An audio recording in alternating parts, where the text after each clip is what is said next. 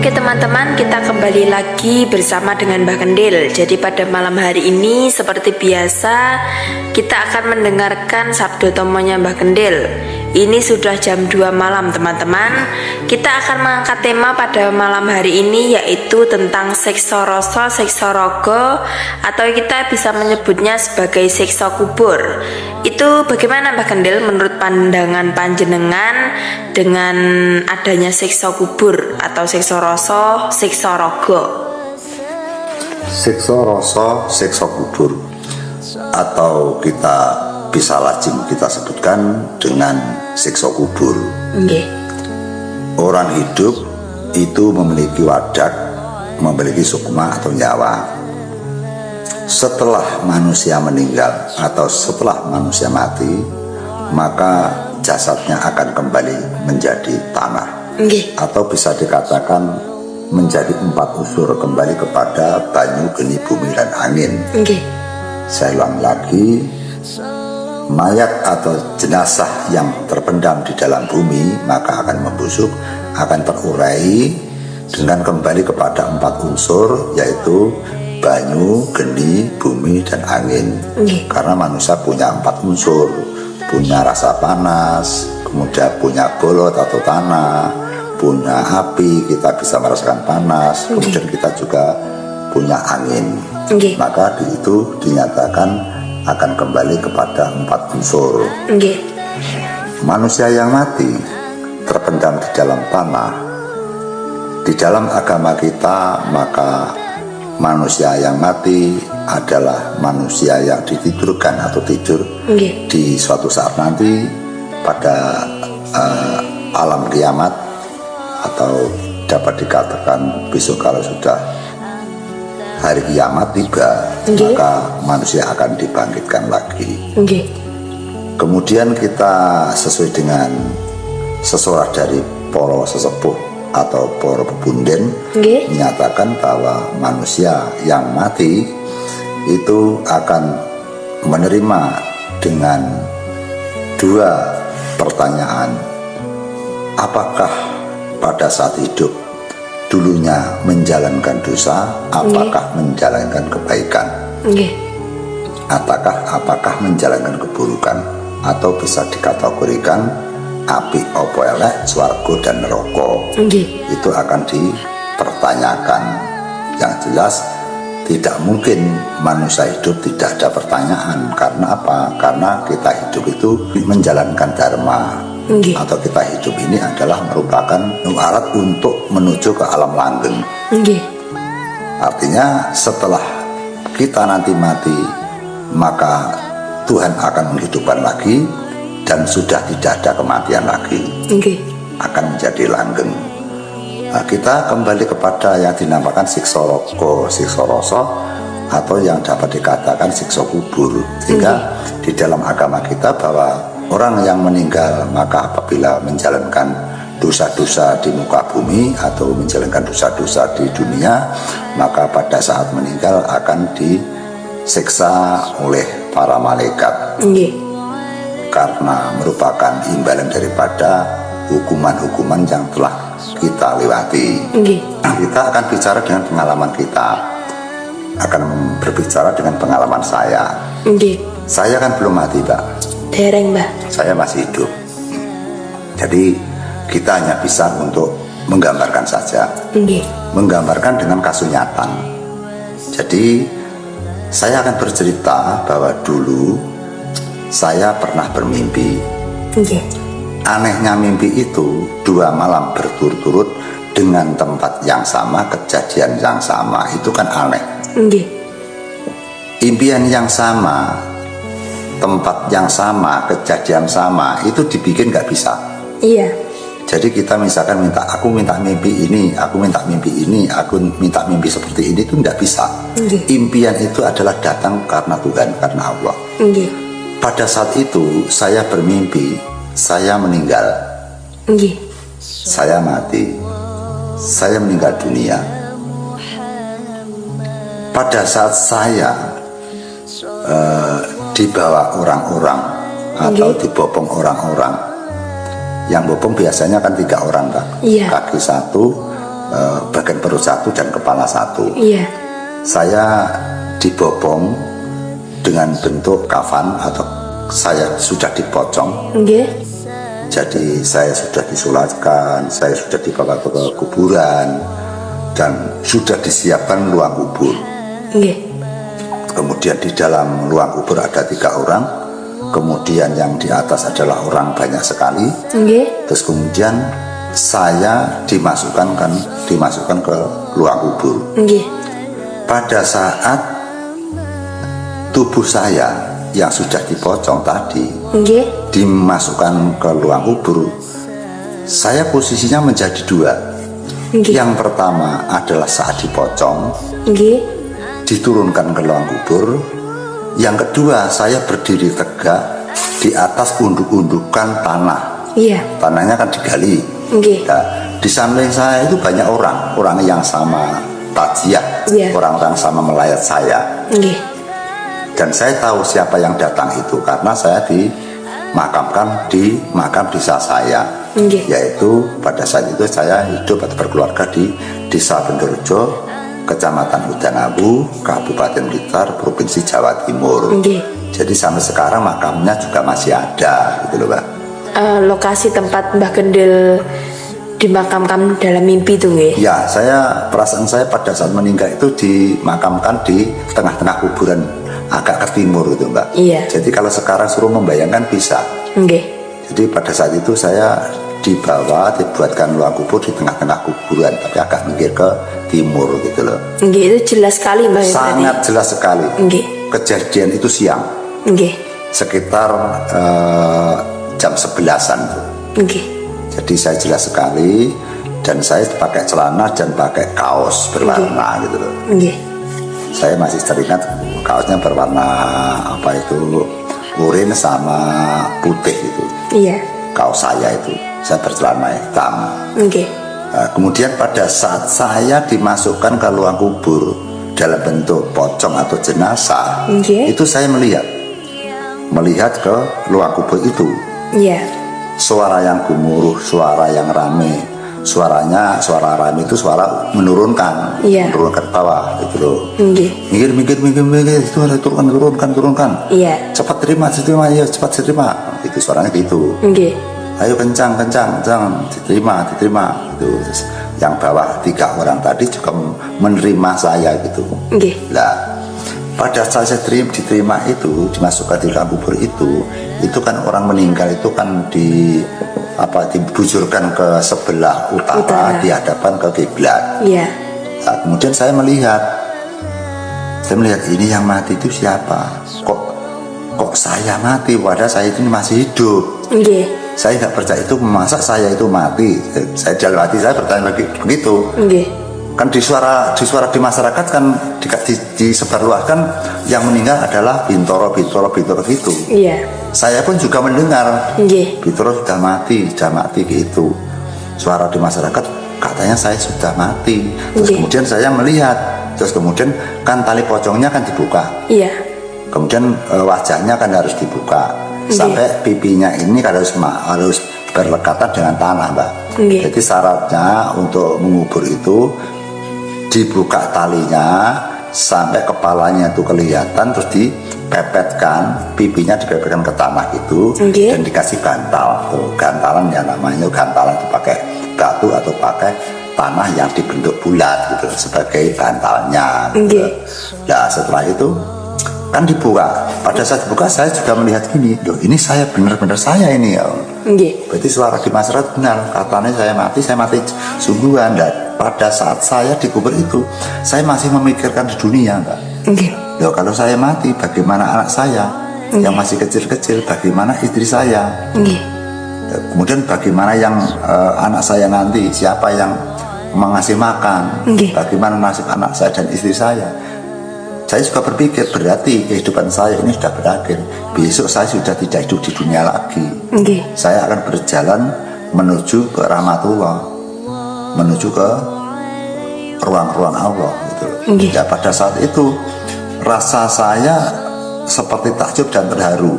Nggih. Terharu sekali dan ketakutan dan begitu memikirkan dunia dan akhirat. pada saat saya yang ada di atas ruang kubur itu, Mbak. Nah, setelah itu dimasukkan, terus kemudian dikasih tanah. Pada saat diuruki tanah, pada saat lubang itu dikasih tanah, itu saya sudah bangun dari tidur.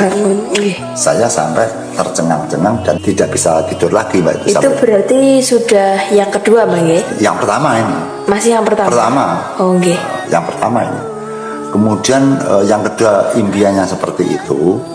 Setelah saya dimasukkan ke ruang kubur, perasaan saya itu, perasaan saya yang mati di dalam kubur, itu berada di ruangan seperti gedung. Gedung yang berdinding tebal. Tapi tidak lebar gedungnya itu. Gedungnya satu kamar gitu. Saya sendirian di situ. Pada saat saya di tengah-tengah gedung kecil itu, tidak ada pintunya, Mbak. Pintunya tidak ada, berwarna putih temboknya itu. Dindingnya berwarna serba putih, Mbak. Serba putih. Terus tiba-tiba tembok kanan dan kiri itu berjalan. Andai kata saya di tengah sini berjalan mepet, jadi temboknya berjalan menghimpit, Bang. Lama-lama itu kan semakin kecil, loh kamar kok semakin kecil. Ini bagaimana ini saya nanti bagaimana? Akhirnya benar, akhirnya menghimpit bagai pundak saya kanan dan kiri. Nah, kemudian si dinding tadi menjepit pundak saya. Kan berjalan grek grek grek grek itu, Pak. Grek di pundak saya berhenti. Grek kedua, grek itu langsung patah tulang saya. Ceklak gitu, sakit sekali itu. Sampai Mbah Kendil juga merasakan sakit, ya? Linu, nyeri sekali. Sampai saya menjerit itu. Nah, tiba-tiba sebelum sampai grek kedua, saya ingat di situ. Saya mempunyai doa-doa khusus, doa-doa untuk menghindari malapetaka, doa-doa untuk keselamatan. Doa-doa itu saya bacakan. Terus gedung yang menghimpit pundak saya, yang mematahkan tulang saya tadi, saya hantam dengan tangan saya dua ini, bersama doa saya. Terus saya hantam. Itu anehnya tembok tadi hancur lebur. Jadi ruang itu tadi hilang. Ruang tadi, kamar tadi menjadi hilang, menjadi debu yang sangat gelap sekali, berwarna putih. Debu sangat banyak sekali menggulung-gulung. Kayak kabut, nggak? Ya, sepertinya saya di tengah-tengah kabut, tidak bisa melihat apa-apa. Setelah itu, terus kemudian hilangnya kabut semakin pelan, semakin pelan. Itu ada sosok keluarga saya. Yang pertama bapak saya, yang kedua adalah Pak Alih saya. Mereka kan sudah meninggal, Pak. Tapi pada saat dulu belum meninggal bapak saya. Terus tapi Pak Lek jenengannya kok? Iya, itu belum meninggal. Oh, masih sama-sama hidup, nggih? Sama-sama hidup. Gitu. Terus bapak saya juga masih hidup gitu loh. Terus dia bilang begini pada saya, Pak Ali saya, bapak saya diam aja. Orang di kuburan ini semua menonton kamu, menyaksikan kamu. Untung kamu masih bisa hidup. Andai kata kamu nanti kerobohan gedung, kamu mati, maka keluarga kita akan lebih susah lagi. Terus Pak Ali saya bilang, mari kita pulang. Saya diajak pulang sama Pak Ali saya, bersama bapak saya. Yang kiri adalah Pak Ali saya, yang kanan bapak saya. Diajak keluar dari area kuburan, Mbak. Saya berjalan itu belum sampai ke pintu kuburan. Saya menoleh ke belakang ini. Di belakang itu ada sosok orang yang berbusana serba putih, berjubah putih, kemudian pakai sorban putih, berjenggot putih, orangnya tampan sekali dan bersih sekali. Dalam batin saya, siapa ini yang membutuhkan saya? Apakah itu yang merobohkan gedung-gedung tadi? Terus akhirnya sama Pak Ali saya dicablek gini, ayo cepat kita pulang. Setelah pulang, keluar daripada area kuburan tadi, saya berjalan 7 langkah, perkira sekitar 7 langkah dari pintu gerbang kuburan tadi. Saya menoleh lagi ke belakang. Setelah saya menoleh, ternyata sosok itu yang berwarna putih itu, berjubah putih itu masih ada. Dia malah tersenyum, tapi tidak berbicara, Mbak itu. Terus kemudian saya melanjutkan berjalan lagi, terus saya bangun dari tempat tidur. Nah, kalau kita ramal, kita prediksi dengan impian yang kedua Mbak ya. Pada saat gedung itu kan merupakan sindiran daripada lubang kubur. Iya. Nah, dinding-dinding tadi ada merupakan seksa raga, seksa rasa saya. Kan itu masih berbentuk rogo. Iya. Walaupun saya sudah meninggal, kan tinggal arwah atau sukma atau roh Mbak. Tapi rogo kan berwujud, ada pawujudan. Tapi juga merasakan ternyata itu. Rogo bisa merasakan, rasa juga bisa merasakan. Magrek itu tubuh saya terasa itu. Padahal kalau dipikir pada saat orang meninggal itu kan tubuh kita hancur menjadi tanah. Iya. Tapi kenapa pada saat itu rogo saya itu masih utuh seperti semula kita hidup tadi. Gitu. Kemudian mengimbit kepada tubuh saya gerak itu merupakan gambaran bahwa dinding itu merupakan alat atau sarana untuk menyiksa rogo saya. Apakah hal seperti itu, kejadian seperti itu yang dinamakan dengan siksa rogo, siksa kubur gitu Mbak? Ini sebagai ramalan saya. Iya. Tapi kalau setiap orang berbeda Mbak. Ada orang yang dulunya belandar narkoba. Dia tidak percaya agama, dia tidak percaya dengan Tuhan, kemudian dia malah sebagai belandar narkoba, terus kemudian itu sakit, terus mati. Setelah sakit mati, ternyata dia itu perasaannya itu digebuki oleh orang-orang yang berbusana putih. Sampai dia menjerit-jerit digebuki itu. Kemudian ada anak kecil bilang suruh menyebut Tuhan gitu. Pada saat dia nyebut Tuhan, akhirnya tetap dia merasakan sakit. Kemudian dia menyebutkan nama Tuhan, maka dia dihentikan untuk menggebuki, untuk menyiksa itu. Kemudian setelah dia digebuki tadi, belandar narkoba itu hidup kembali. Dan sekarang sudah insaf, sekarang sudah bertaubat. Dia menjalankan perintah agamanya, yaitu agama Islam. Tasik kesang Mbah. Masih hidup. Dia masih hidup. Sehingga kesimpulannya kenapa dia itu kok digebuki? Karena di dunia ini dia akan menyesatkan orang. Dia menciptakan obat-obat narkoba, obat-obat yang berbahaya. Obat narkoba itu nanti kan menyesatkan kehidupan orang. Dengan dosanya dia, maka dia disiksa oleh para malaikat-malaikatnya. Tapi kalau di dalam impian saya itu tidak ada yang bentuk yang gebuki Mbak. Yang ada hanya tembok putih yang menghimpit tulang saya itu loh. Akhirnya saya hantam pakai tangan saya, gedungnya hancur jadi debu. Itu berbeda dengan impiannya berbeda dengan kejadiannya belandar narkoba gitu loh Mbak. Kalau saya seperti ini, kisah ini, cerita ini ya, tidak saya karang, kejadian nyata tidak saya kurangi, tidak saya tambahi. Bahkan tempat kejadian di kuburan Desa Bendorojo, Kecamatan Danau, Kabupaten Blitar, itu kuburannya juga masih ada. Kalau saya menipu, kan itu berbahaya Mbak. Bisa juga saya malah cepat diambil dengan kematian. Karena sudah menipu dengan alam kubur gitu, menipu dengan Tuhan. Kejadian setelah saya bermimpi tadi Mbak, anehnya itu masih ada aneh lagi yang saya heran sampai sekarang. Saya langsung duduk menangis. Pada saat terbangun itu Bang ya? Menangis itu bukan karena saya tidak ingin menangis. Saya itu malah heran. Nyapu aku nangis, aku bingung. Itu perasaannya gimana? Sedih, takut, nama pribon? Pedih dan takut. Tapi saya tidak ingin nangis. Jadi saya sendiri juga kenapa aku kok menangis gitu. Saya malah bilang begitu. Nyapu aku nangis itu tetap nangis terus Mbak. Nangis terus. Nah, anehnya lagi pada saat saya menangis tersengguk-sengguk tadi, dan istri kan bangun. Bangun menanyakan kenapa menangis Mas. Saya nggak bisa bercerita itu, nggak bisa bicara, seperti belangkam, seperti mulut terkunci. Terus saya hanya bilang satu kata saja, antar saya berwudu. Nah, si istri itu kemudian juga mengantarkan keluar. Karena kan rumahnya kan masih sumur Mbak, dulu itu sumur.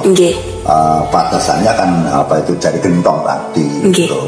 Saya keluar di sumur, kemudian diantar oleh istri. Anehnya pada saat saya minta berwudu itu kan saya takut. Iya. Makanya suruh mengantarkan istri, padahal saya itu nggak pernah takut kepada apapun. Sejak kecil saya itu sudah senang bertapa, Mbak. Sehingga saya dengan sosok hantu itu sudah terbiasa gitu loh, tidak punya ketakutan gitu loh. Saya tidak orang yang cengeng sejak kecil itu. Tapi pada saat bermimpi itu kok saya takut sekali. Sehingga pada saat saya diantarkan istri keluar rumah, ke samping rumah kan ada sumurnya untuk tempat berwudu, itu saja perintang-perintang, Mbak. Bener-bener saya takut itu. Terus diantarkan itu saya berwudu. Nah berwudu saja itu nangisnya belum selesai, Mbak. Masih menangis. Maksudnya secara akal kan suami menangis di pandang istri kan malu, Mbak. Malu, Mbak. Itu enggak malu, itu nangis dengan sendirinya tanpa kita buat. Sebenarnya di dalam hati saya juga bertanya, kenapa saya kok menangis dan saya tidak ingin menangis itu loh. Hati saya bicara demikian, Mbak. Akhirnya setelah masuk rumah, saya menjalankan sholat isya. Tadi kan belum sholat isya. Saya menjalankan sholat isya. Lambat laun setelah dari ataqiyat akhir atau rakaat yang terakhir, kita salam, setelah salam saya duduk sejenak baru sadar, Mbak itu. Sudah berhenti menangis kan? Nangisnya berhenti, hilang dah. Sadar. Cuma saya duduk merenungkan dengan atas impian saya. Kesimpulannya, pemirsa, ini bukan reklame atau bukan pencitraan. Ini kan kita berbicara pada malam hari, Mbak. Iya, Mbak. Pada malam hari, apalagi kita membicarakan tentang kuburan, membicarakan alam kematian itu kan kalau kita menimbulkan jelas berdosa sekali. Iya. Karena manusia itu selalu didekati oleh Tuhan. Dalam kosakata bahwa Tuhan berada di mana-mana, Tuhan ada di sampingmu. Sehingga kalau kita itu bicara masalah kematian dan masalah Tuhan kita menipu, itu sangat berbahaya sekali. Maka kisah ini nyata. Kejadian saya dan kejadiannya beredar narkoba sama-sama dia mati, tapi bedanya adalah siksanya. Kalau dia siksa dikebui beberapa orang yang berbaju putih, kalau saya tidak siksa, saya tidak disiksa oleh sosok malaikat yang berwajah manusia, bukan. Saya hanya disiksa seperti tembok benteng yang berjalan sehingga menjepit tubuh saya hingga tulang saya patah. Tapi pada saat saya keluar dari alam kubur itu, rasanya sakit itu hilang, Pak. Sudah tidak ada penderitaan di dalam tubuh saya. Maka dengan demikian, maka kesimpulannya bahwa kehidupan di dunia ini nanti akan dibawa di alam akhirat. Baik buruk, baik itu perjalanan buruk atau perjalanan yang jelek, baik itu orang-orang yang bertakwa dan orang-orang yang tidak bertakwa, pertanggungjawaban masing-masing. Jadi anda percaya, yo monggo, tidak percaya nggak apa-apa. Itu pengalaman yang saya rasakan. Mari kita saksikan dari cuplikan video Belandar Narkoba yang pernah mati dan hidup kembali. Assalamualaikum warahmatullahi wabarakatuh.